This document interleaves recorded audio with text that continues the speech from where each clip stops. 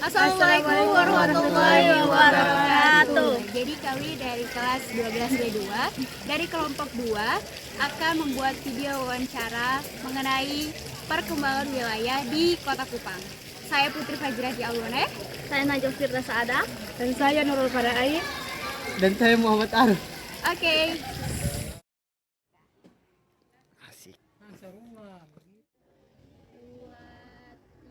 Assalamualaikum Pak. Waalaikumsalam warahmatullahi wabarakatuh. Oke, jadi Anak ganteng. iya Pak. Pak, mohon izin kami ada tugas wawancara untuk mewawancarai salah satu guru teman tentang perkembangan wilayah. Apakah Pak ada waktunya sebentar? Insya Allah siap. Ya. Jadi perkenalkan saya Putri Fajrati Alune dan ini Perkenalkan, nama saya Muhammad Arul. oke. Insya Allah Jadi Pak tahu. Jadi langsung saja kita mulai ya Pak. Ya, Oke. silakan. Pertanyaan pertama, bagaimana tantangan dalam pengembangan infrastruktur di wilayah Kota Kupang? Saya melihat bahwa tantangan pertama itu yaitu dari sisi anggaran sendiri. Jadi yang pertama dulu anggaran pemerintah itu dari pusat ke daerah itu belum optimal, belum maksimal, sehingga pembangunan infrastruktur juga masih berjalan lambat. Kemudian yang kedua, ditambah dengan sekarang ini ada pembatasan anggaran, efisiensi anggaran. Nah itu juga ternyata mempengaruhi, bisa mempengaruhi pembangunan infrastruktur di Kota Kupang. Jadi itu yang pertama. Kemudian yang kedua adalah berkaitan dengan masalah moral dari pejabat juga. Artinya saya tidak bisa, oknum yang mungkin mereka tidak amanah, ada yang korupsi sana sini sehingga uang yang sebenarnya bisa dialokasikan ke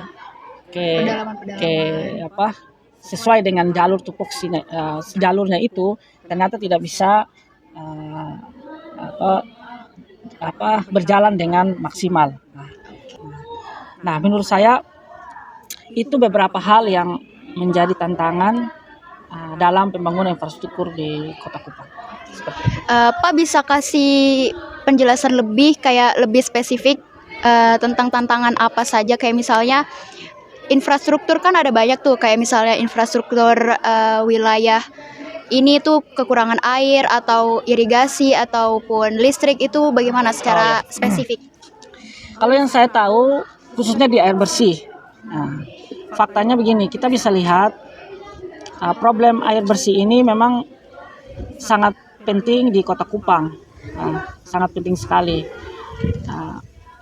Kita bisa melihat memang sekarang ini contoh seperti air tangki yang sering mengambil air di tempat sumber air, mata air, kemudian bawa ke rumah-rumah penduduk, masyarakat begitu. Nah itu sudah bagus, tetapi secara umum masih ada tantangan dalam air bersih ini di wilayah Kota Kupang. Nah ini perlu sekali dari pemerintah untuk lebih serius mencari solusi-solusi yang tepat agar problem air bersih ini bisa teratasi dengan baik.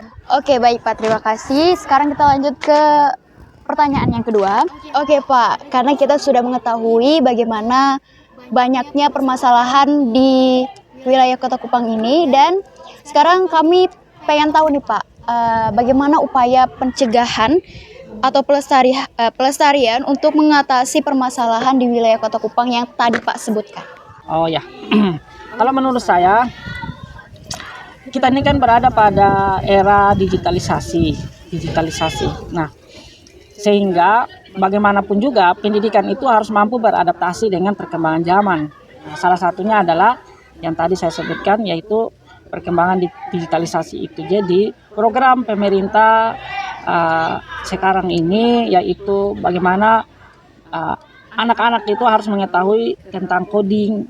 Itu kan merupakan dasar-dasar dari artificial intelligence. Jadi itu bagus sekali agar mereka minimal paham tentang situasi AI ini, dan semoga dasar-dasar ilmu ini bisa yang sudah mereka dapatkan ini mereka ke depan bisa mengembangkan lagi, bahkan mudah-mudahan mereka bisa menciptakan inovasi-inovasi yang luar biasa.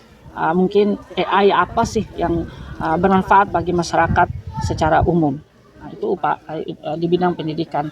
Kemudian juga di bidang kesehatan, mungkin dokter-dokter, tenaga kesehatan seperti dokter dan lain itu diperbanyak sehingga orang yang datang ke rumah sakit itu mereka bisa terlayani dengan maksimal. Jadi banyak dan mungkin ada pelatihan dan sebagainya sehingga mereka dokter-dokter dan tenaga kesehatan itu semakin lebih hebat lagi sehingga tadi masyarakat yang sakit bisa terurus secara maksimal. Nah, itu dari saya.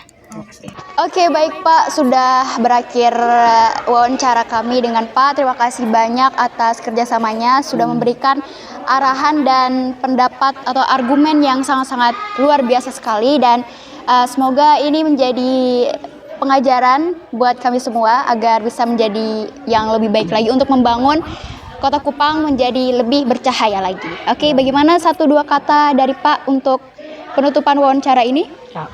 Jadi untuk saya kepada anak-anak sekalian, kalian harus menjadi pelajar yang semangat, yang hebat, yang mampu beradaptasi dengan zaman, tapi juga yang paling penting adalah memiliki akhlak yang mulia atau perilaku yang baik. Seperti itu. Terima kasih.